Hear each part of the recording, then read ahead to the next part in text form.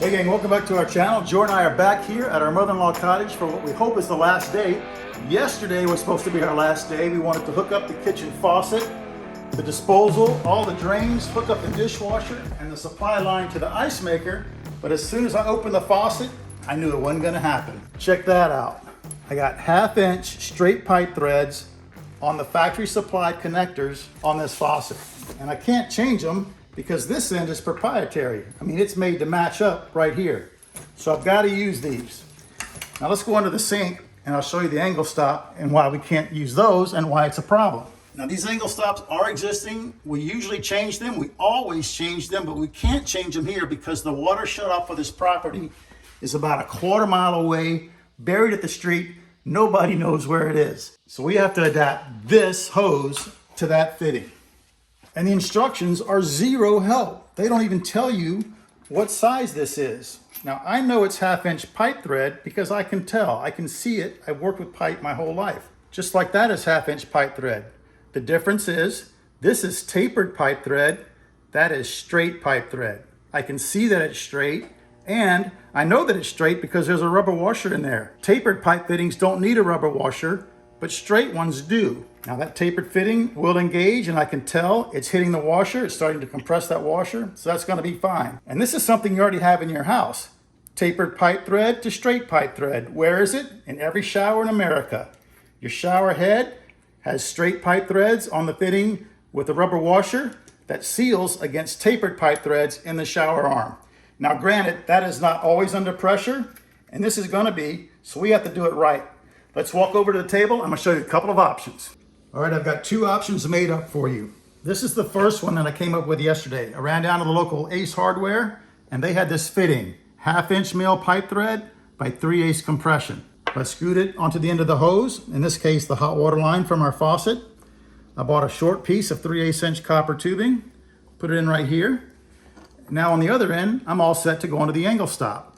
I got my compression nut and my ferrule, or as you plumbers over in the UK call that, an olive. How about that? I read your comments. Now over here is option number 2. I thought of this morning, and this is probably, well, it is a lot more DIY friendly because you don't have to cut any copper tubing. I've got a 1/2 inch pipe nipple there. I always use brass when I'm working with something like this, like domestic water. And then I bought a 1/2 female pipe thread right here on the label, 1/2 inch female iron pipe by 3/8 compression connector. We've all seen these in the home centers and the hardware stores. And in each of these cases, I'm ready to put these on the angle stop. I've got 3/8 compression on each end. I just got there by a little different route. Which one do you think we ought to use, Jordan?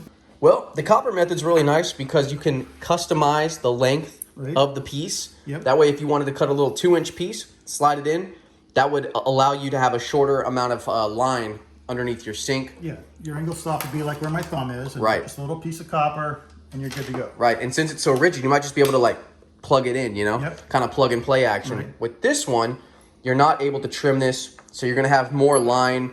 All of this is gonna be down below your sink. However, it is, I think, a little bit faster because you're not having to remount the pipe and all of that. Right. Well, I say we go with this one. Let's take all this apart and get our faucet ready to install. All right. All right, guys, the whole time we've been showing you this faucet, we had these 2 hoses attached, but they don't come attached from the factory. When you open the box, they're gonna be coiled up and you're gonna have to hook them up. Now, there's a tiny picture in the instructions that say that the shorter one of these is the cold water. They've got the cold water line hooked to the shorter one and the hot water line, indicated by the red, of course, to the longer one. I've already got this one tight, and you got this little bitty hex right here in order to tighten it with. So a crescent wrench is not gonna fit in there. So I've got an 11mm open-end wrench, and if you don't have a set of metric wrenches, a 7/16 will work just fine. So I'm gonna put that in there. So you got that double O-ring seal. I'm gonna twist until it bottoms out and I really can't twist it by hand anymore. Then I'm gonna put my wrench on it. All right, I'm there. Got my 11mm wrench. And I'm probably gonna give it, let's see, that's a 1/2 turn, maybe one more. Yeah, you don't need to go crazy. Yeah, I think I'm there. So we're almost ready to put it in that hole that our countertop guys drilled for us. But we realized this fitting is in the way. It'll go in the hole, but the bottom nut that clamps everything together, and we're gonna show you that, hits this. And I'm glad we checked it because we found out this is only finger tight anyway. So I'm gonna remove that fitting. That's where your hose hooks up right there. But I'm gonna remove it. We're gonna install the faucet and then put it back underneath the sink once this is all tight and where we want it. So let me get this off of here. We'll head under the sink. Now the instructions say to use one of these washers at the top between the counter and the faucet and one underneath, but they only give you one. So the bottom of the faucet already has a rubber washer on it. So I'm gonna use this one downstairs underneath the sink. So the first thing we gotta do is thread this washer onto all these pipes. Slide it all the way up. So our next step, we're gonna feed all these hoses through here. I'm gonna save the black one for last. Put the hot through. That's cold, buddy. Okay. Now we're gonna go with the hot. There we go. Now put this one through last. Run it all the way up. This could be the hardest part of the whole thing.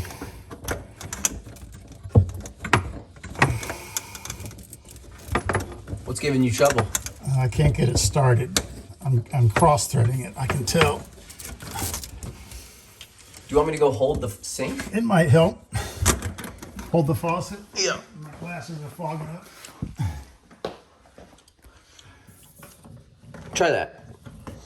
That was a ticket. Yeah. Thanks. That's what I needed, bud. So now I'm gonna grab this fitting and put it back on the faucet body.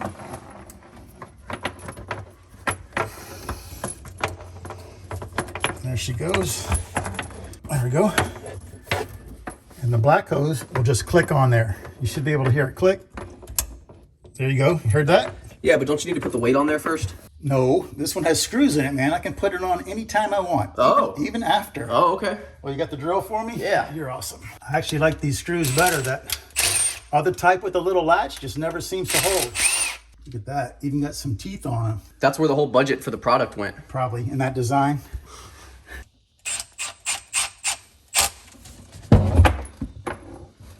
How's that? Good. Yep. On the hot side, we got to feed the faucet, of course, and the dishwasher with hot water. And from the cold side, we got to feed the faucet and the ice maker on the refrigerator. So I'm going to do that with what's called an add a tea. That's the little box it comes in. It says right there, add a tea. And I got two different sizes. They may come in different configurations, but this is what I need. This nut here is going to screw on right to my angle stop. And now it gives me two outlets, a 3/8 compression for the faucet and 3/8 for the hot water on the dishwasher. Standard in the US on the 3/8 for the dishwasher. And on the cold side, I'm gonna put it right there. Oops, sorry. And I've got 3/8 compression for the cold water and 1/4-inch compression fitting for the ice maker, standard in the US. We're gonna show you that later when we hook up those two appliances. So let's put those on there. Now this is a machined brass surface, and so is that. So I don't need any pipe dope. It's the same as the ferrule. Remember we showed you the ferrule? It's a machined surface. No pipe dope required. So I'm just gonna screw that on there. And I've got the outlet pointed towards the dishwasher. Put that one on there. Now we're gonna tighten that up. I'm just using a crescent wrench, or a 5/8 inch open-end wrench works great too. There we go. One more. Good. All right, that should be good. Now that the two additives are installed, our next step is to finish the plumbing side. Just gonna screw that 1/2 inch brass nipple onto there. We'll tighten that up with 2 wrenches.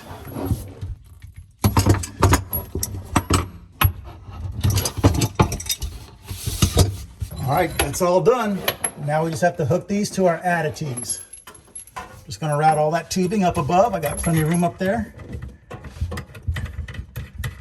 Screw on the hot and the cold. I like to put a pair of channel locks right here to keep that tubing and the washer from spinning as I tighten that nut. The last little go. All right, let me do the hot side. All right, faucet's hooked up. Now, obviously we can't turn these on yet. Right. Until we get these hoses connected. But that's pretty sweet, man. That is. You got those hoses ran perfectly up and behind the sink. So not only is it hidden, but it's not in the way of your plugs here. Or this. Right. Yep. Perfect. All right. why don't we grab the garbage disposal and we're gonna hang it on this side and start running some drains. All right guys, here's the disposal. It's a Waste King. We've done a lot of disposal installations on this channel, almost always an incinerator. We can handle this one. First thing we're gonna do, take this part off right here, just like that. And then all the fittings are stuffed inside. There's your stopper, your 90 plate, and a strainer. So we got to put this on the sink, so it's all got to come apart because this nut goes underneath and the basket goes on top. So we got to get this off. How do we do that? Lift it up a little bit, remove that rubber washer, noting the orientation of it. Goes like that, not like that. We're going to leave it like that, right on our towel. This will come off. Now we can take this nut off. We're ready to go. And this fiber washer goes on the bottom, like that. And the rubber washer goes above, like that. I almost always use plumber's putty right here, but this is a plastic fitting, and some plastic fittings don't react well with plumber's putty. So we're just gonna use the rubber washer that came in the kit, see how it works. All right, let's clean that out a little bit. I'm gonna drop that in place. Remember, I've got the rubber washer right there. Now I'm gonna get underneath while Jordan holds this in place and put on our fiber washer and this big capture nut.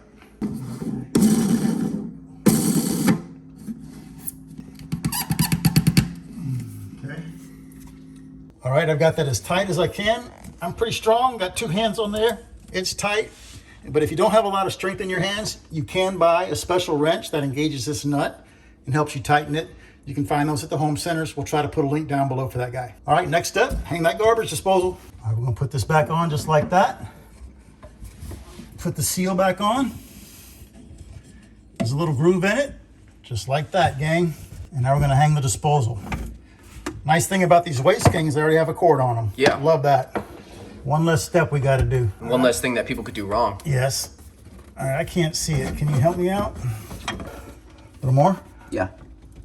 There. Nice. I felt it give. Now I can rotate this. So I locked it in. So that tab, see that tab right there, is right here at the stop. It's all the way, but it still gives me some movement so I can align my drain. But I'm gonna call that good right now. I think before we forget, let's knock out that dishwasher plug in here. We'll get it out of there. Probably should have done that ahead of time, but you got small hands. You can go grab it, right?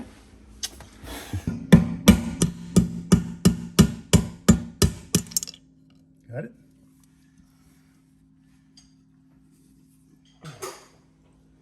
Oh, look at that. That's much different than the incinerator design. It's just like a little plug, isn't it? Yep. Cool. Alrighty, gang, I picked up this kit from Lowe's. It's a garbage disposal installation kit by Kenny, and it's for a double sink. It's exactly what we have. Let's unbag it, lay out all the parts, start running this drain. All right, this kit really comes with everything. 5 slip joint nuts, 5 washers, the clamps for your dishwasher hose, and all these parts. That came with the disposal. We're gonna leave it up there. But before we can start putting this in, let's put in this basket strainer. I also picked up one of those from the home center. It's by Kenny also. And this one has the 3 screws on it instead of that big nut. So why don't we try this one, see how it works. And here's our basket strainer. We took it all apart. First thing we're gonna do, per their instructions, is get some plumber's putty, make a rope out of it, apply it here, and embed it in the sink. All right, got our plumber's putty ready to go. Seen some plumbers just go around the edge like that, break it off, but I like to make a rope. It's like playing with Play-Doh like when you were a kid, huh? If it gets too thin, double it up on itself. And the beauty about plumber's putty, you don't have to wait for it to set up. A lot of guys are gonna comment they use silicone right here, but then you gotta wait for it to dry.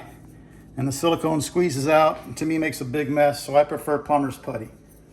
Once this is set and done, we can start running water. We don't have to wait for anything to dry. That's all ready.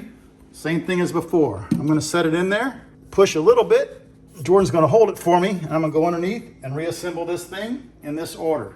Rubber washer first, then the fiber washer, then this ring in that direction, and then this collar.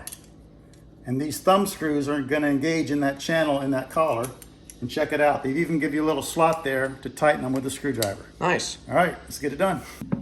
Centered, bud? Mm-hmm. But I'm almost out of threads. Alrighty guys, now that we have the basket strainer in, it's time to start running our drain. I'm going to start with the tailpiece on the basket strainer.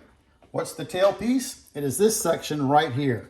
In this kit, you're going to have two pieces of pipe that have a flange on the top. The shorter one goes on the basket strainer in the vertical position. The longer one is for the disposal. So grab the tailpiece, get the slip joint nut. In this case, we have a metal one that came with the basket strainer. Drop it in like that. Then the washer that came with the basket strainer, see how it's kind of a T shape? It's going to sit in there like that, and we're ready to go. Let's head under the sink and attach this tailpiece to the basket strainer. All right, everything's finger tight right now. We're going to get it all tightened after we get it all cut to fit and dialed in. So I'm going to grab the T and this section. We're going to mark those to length and cut them. All right, gang, I've put a slip joint nut and a washer on the tailpiece. Notice the orientation of the washer. You can see that, but they go in that direction. I'm going to show you here on the P-trap how they go. This is slightly beveled in here, and the washer goes like that. If you put it upside down, it's not going to work. It's not going to make a seal, and you're going to have a leak. So now that I've got the washer on there, I can thread the tailpiece on and push it all the way up till it bottoms out. There's a shoulder right here. I'm just going to spin that on to hold it in place. Now you can obviously see that the inlet on our T is lower, much lower than the outlet on our disposal. That's not going to work, is it? So we have to cut the tailpiece and raise this T up. So I'm going to have Jordan hold this in place. We're going to put the torpedo level on it, make sure we have some fall. And then I'm going to get the tape measure, and I'll measure from the bottom of the cabinet to the center of this pipe, and then from the bottom of the cabinet to the center of the T. The difference in those two numbers is going to be how much we cut off of our tailpiece. You ready, bud? Let's do it. All right. All right, to the center of that, 14 and a half. Okay. Into the center of that, look at that, 12. 12. 2.5. All right, 2.5. Nice and easy. Nice and easy. Let's take it apart and go outside and cut 2.5 inches off the tailpiece. You know what, bud? We might as well measure this while we're here, huh? Might as well. I can just mark it. Yeah. You see right there in the molding, there's a little shoulder. I can just eyeball that right there. Let's go outside and cut those. Cool, man. Say anything? Or just cut it?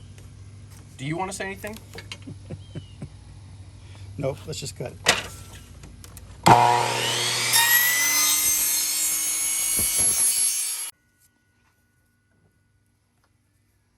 Do you feel better? Yes.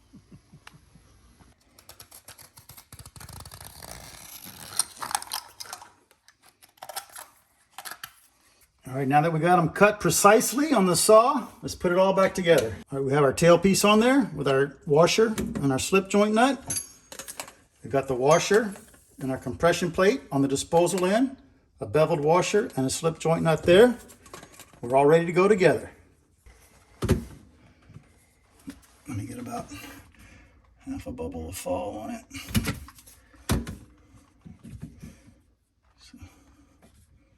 All right, we've got these two screws in loose, and this slip joint nut, and this one loose also. Let's put our torpedo level on there. We got about half a bubble of fall. That's fine. I think what I want to do now, tighten these two screws, tighten these two nuts, and this one. Then we can run our P-trap. Let's do it. All right, we've got our P-trap on. Now we're going to take our wall tube and connect it to this part of the P-trap. Now no washer is required because as you can see, it's already beveled right there. That surface is made up with the surface on the inside of the P-trap and form a seal. So let me put this on here and we'll show you our next step. We're almost there, guys. But check it out. No matter what I do with this P-trap, this pipe and this pipe in the wall are not going to line up for two reasons. One, this one's too low, but that's an easy fix, right? We can just cut our T just like we cut the tailpiece. But now we got to get them lined up this way. So I have a 45. I'm going to glue it to there with a piece of pipe, and we'll do something like that. All right, as you can see, that's where I want to be. Now I've got about a 1/4 inch gap between this fitting and this one. So I'm going to go outside on the saw, and I'm going to cut a short piece of this pipe, 1 3/4 inches long.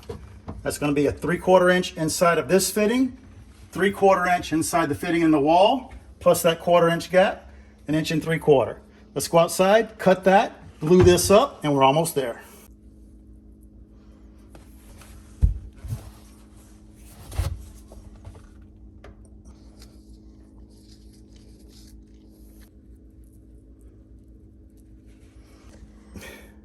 One more fitting, dude. All right, we've got our 45 in there. Now we need a trap adapter to adapt the 1.5" tubular fitting to the 1.5" PVC fitting. And I actually have a trap adapter already glued on this piece of pipe. This is from a temporary sink on another project.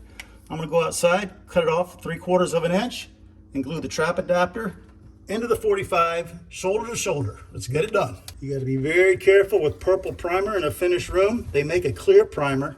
I should get some just for that because I'm pretty messy, huh? All right, we're ready, dude. Let's glue this on.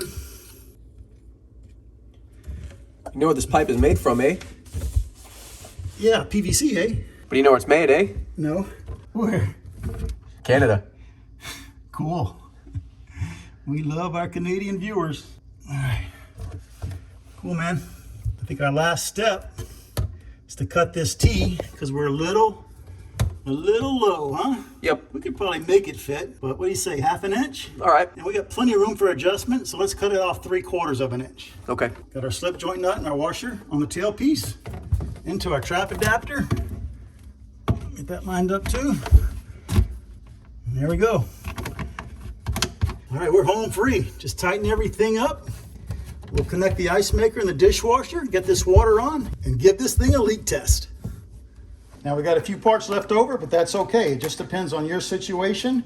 We've got it all plumbed in. We'll throw these in the supply box for next time. But why don't we pull out the dishwasher and the refrigerator and drill some holes in these cabinets. All right, the dishwasher comes with this style of hose clamp, but that plumbing kit we bought with all the P-traps in it came with this style. I much prefer these style, so we're gonna put these in our plumbing supply box for next time and use these. And then you see these lines that are molded into the rubber? I put this clamp right in between them. We'll get our 5/16 nut driver on our 10-in-1 Klein right there. Tighten this up. That should be fine. One more. All right. That's it. Let's stand it back up. I think we're ready to put it in there, huh? All right. All right.